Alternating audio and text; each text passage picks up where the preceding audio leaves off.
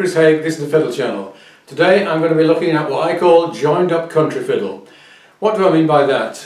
When you look at a chord sequence, such as the one we've got here, it's very easy to kind of drift over the chords without really paying very much attention to them. Or if you do pay attention to them, then you can make them all very separate. So you play 2 bars of D, something, then you play 2 bars of G, and then you play 2 bars of D, 2 bars of A, etc. And you don't really join them up. If you listen to the way a guitarist or a bass player handles chords in this kind of music, then you'll see that they always show where they're going. And they're not just jumping in panic from one chord to the next. And that's something that we can do. It's called walking fiddle, and it's based on the playing of Jerry Rivers and Tommy Jackson, who were the great session players in Nashville in the 1950s and played on all Hank Williams hits and all the people recording at that time. And they really knew what they were doing. And when you play in this joined up way, you become a part of the rhythm section, and you really knit the chords together and you guide everything behind you, showing where it's all going. So even if you haven't got a guitarist and a bass player, you can still do the full job of indicating what the chord sequences is. And this is either if you're playing backing and rhythm, or if you're playing the solo as well, you can still kind of join those chords up. So that's what we're going to be looking at today. There are 2 ways of bluffing your way around chords in country music, and I'm first of all going to demonstrate what those 2 are, so we'll know what we're trying to avoid.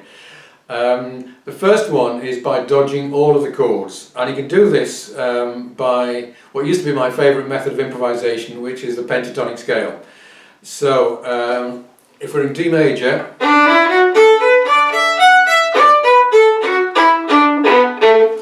that's the pentatonic scale, and let's just hear what it sounds like just playing those notes, maybe with a few drones to give the country style. And we're going to ignore the chords.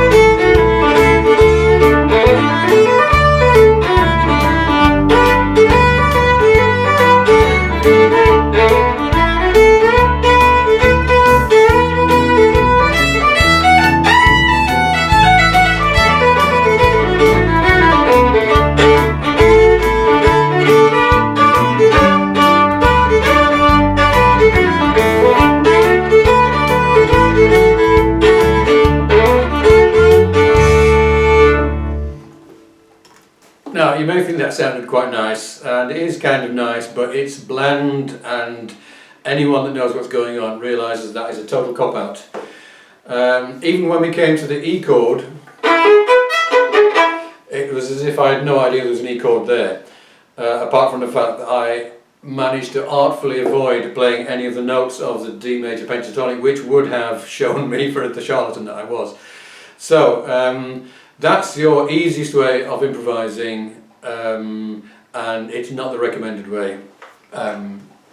Thing is, country music is, in terms of chords, is easy, and there's no excuse for not learning the chords and not playing them properly.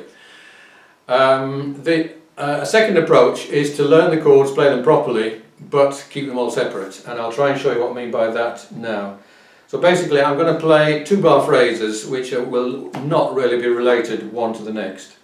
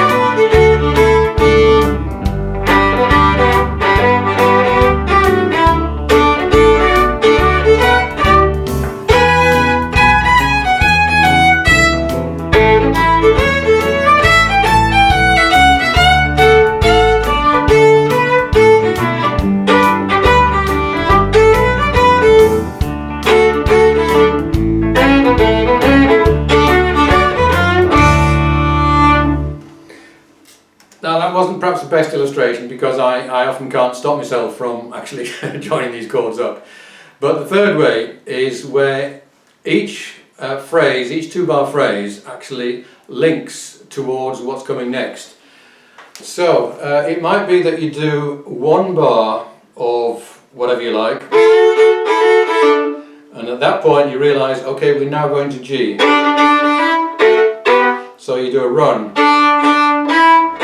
which is leading to the G, and then we're going to D, and down again, a run up again, up,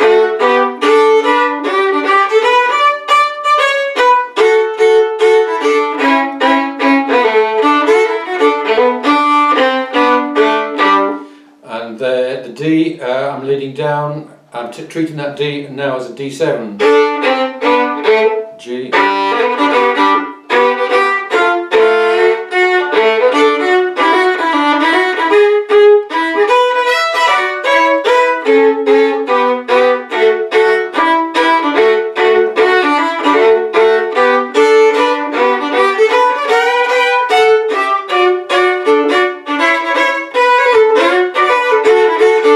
Now you probably noticed I'm doing a whole lot of double stops, and what I'm using is what I call the scale of sixths. So if instead of playing, we're playing,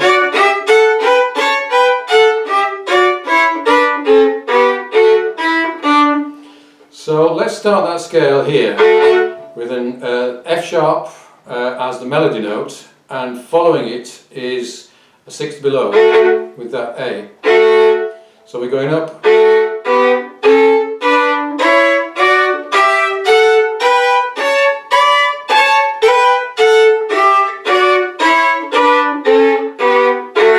now some of you will pick that up straight away, some of you will might take several weeks to actually master that, but it's well worth doing in whatever key you're playing in to know that scale. The melody note you're thinking of is always the upper one. The lower note is the one that's following it. And that's what enables you really easily to move from one chord to the next. That kind of thing. So I recommend you spend a lot of time on that scale if you don't know it. It's a good idea when you've got a D leading to a G, or the 1 chord leading to a 5 chord, to the 4 chord rather, if you treat the second half of it as a D7. So D, D7, G. And often an accompanist will do that anyway, but even if it's not written in, then a 1 to a 4 you do. So putting in the flattened 7th makes it a D7, and that helps to lead it towards that G. Your leading phrase can be either a whole bar or a half a bar. So you might do a bar and a half before you do your connection. So 1, 2, 3, 4, 5, 6, then lead. 1, 2, 3, 4, 5, 6, lead. 1, 2, 3, 4, 5, 6. So you can either do that or a whole bar.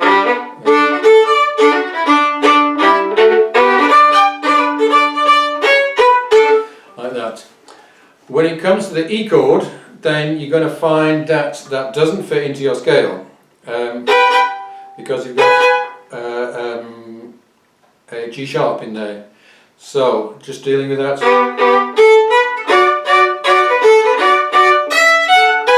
Something like that.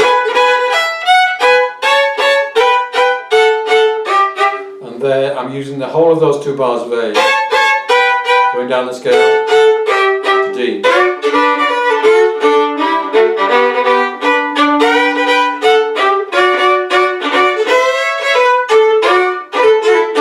Now at the moment I'm kind of doing halfway between soloing and backing, and that's quite acceptable. In Country Fiddle you can make your solos really simple if you want. So I'm going to play all the way through as if I was doing backing in this joined up fashion.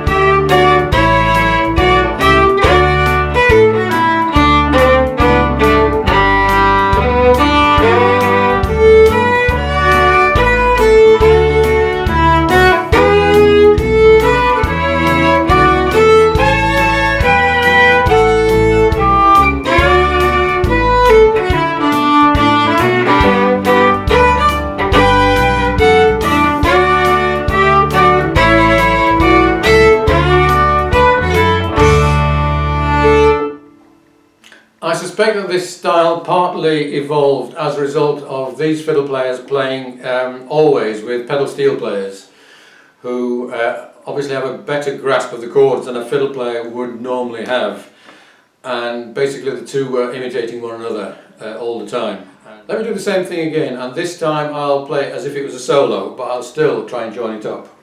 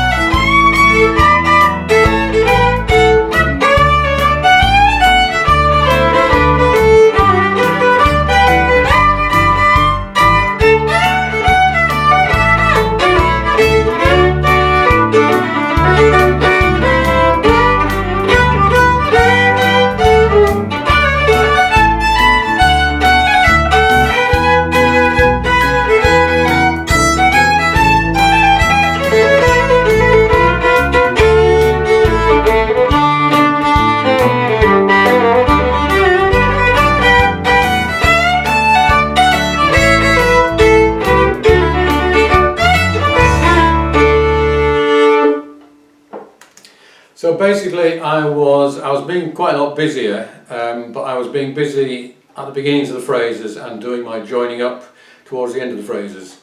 Another approach to joining up is to do long flowing lines of single notes.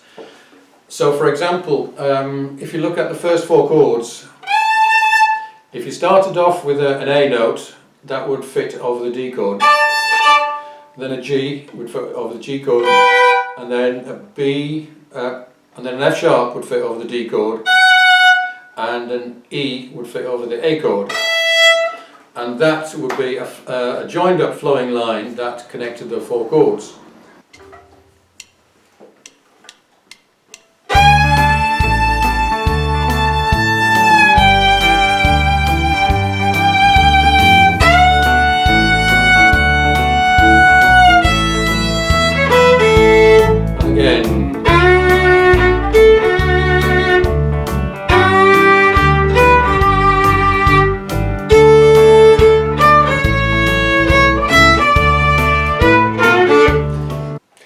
So in the second half of that I was being a bit more melodic, but basically I was still moving around a basic, very simple line. For the bridge, you might do for the G chord, a G note, for the D chord, an F sharp, for the E, and then you could hold the E. So let's just hear that.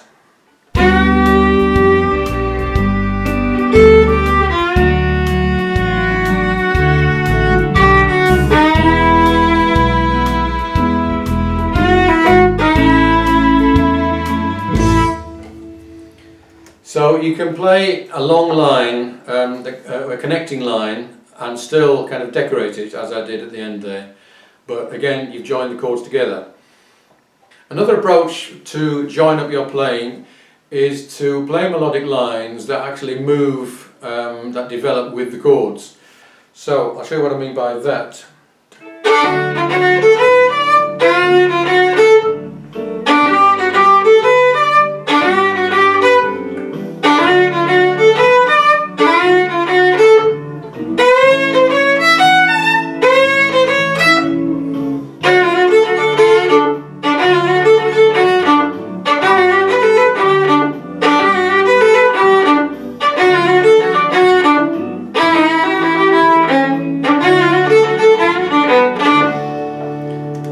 So there, I wasn't joining the chords up by moving smoothly from one to the next, but I was carrying an idea from one to the next.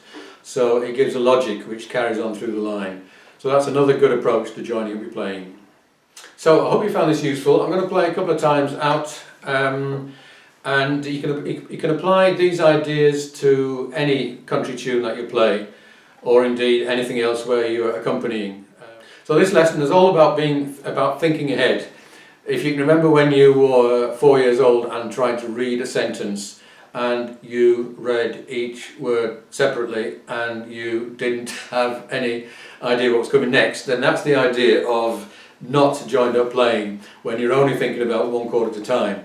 If you're thinking about what the next chord is going to be before you get there, then it will help your playing immensely. So I hope you found this useful. There isn't a lot I can send you for this one, but if you do subscribe, I can send you a copy of the chords that I've given you here, so that if you go back and practice these ideas, you can use the chords to be looking at the same time as listening over and over again to this video. So I hope to see you again, and see you soon.